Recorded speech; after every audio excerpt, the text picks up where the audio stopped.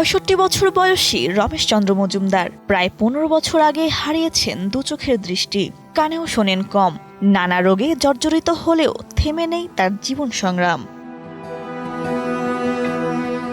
পরিবারের একমাত্র উপার্জনক্ষম ব্যক্তি হওয়ায় প্রতিদিন লাঠিভর দিয়ে বেরিয়ে পড়েন কাজে। তাল, নারিকেল সহ বিভিন্ন গাছের ডাল ছেঁটে চলছে তার জীবন।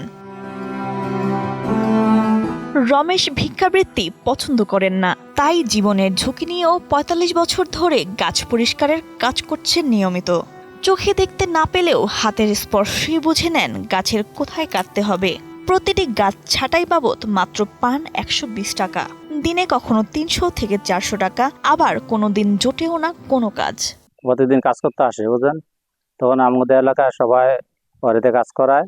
কাজ খুবই ভালো, দেখতে কম পায়, কানের কাজ শুনতে কম পায়, বুঝলেন। বাড়িতে কাজ করায় তাতে দুটা পয়সা পায়। তো আমরা চাই ওরা যদি সুস্থভাবে সবাই সহযোগিতা কইরা এটাকে চলানোর ব্যবস্থা করে দেয়। সমাজে অনেক বিত্তবান আছে এবং দেশে বিদেশে, তারা যেন রমেশ দাদাকে একদম নিজেরা এসে, কারো মাধ্যম না, নিজেরা এসে যেন তাকে সহযোগিতা করে। এই পরিবারটি অসচ্ছল এবং আমি যতটুকু জেনেছি যে তার পরিবার খুব কষ্টে দিনাতিপাত করে। যে গাছের যে কাজ করেন এতে আর কয় টাকা পায়?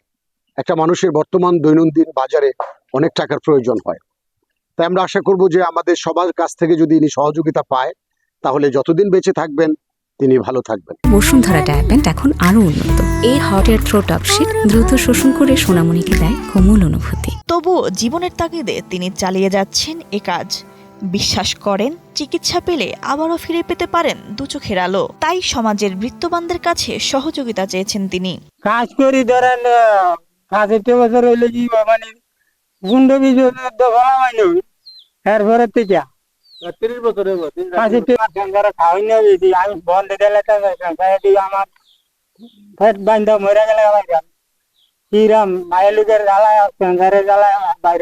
স্ত্রী তুলসী মজুমদার জানান, বিভিন্ন ধরনের শারীরিক অসুস্থতা থাকলেও সংসারের অভাবে তাকে নিয়মিত যেতে হচ্ছে কাজে। মানে ও তো 20 বছর ধরে দেহে নাচো হয়ে আমরা সংসারের অভাবে অনটনায় ওই গাছ বাসে অভাবে সংসার দিকে যায় আর কি। আমরা না করি তবু যায়, কি করবো, নিজের ওষুধ বড়ি লাগে, কত কিছু লাগে, নিজের ভিতর তলিতে পাথর, অনেক রোগ। বৃদ্ধ রমেশচন্দ্র মজুমদার কুমিল্লার দাউদকান্দির মালিগাঁও ইউনিয়নের চাপাতলী গ্রামের বাসিন্দা। শেষ বয়সে সকলের সাহায্য আর সহানুভূতি তার একমাত্র কাম্য। জাহিদ পাটোয়ারির পাঠানো তথ্য চিত্রে ডেস্ক রিপোর্ট, কালের কণ্ঠ।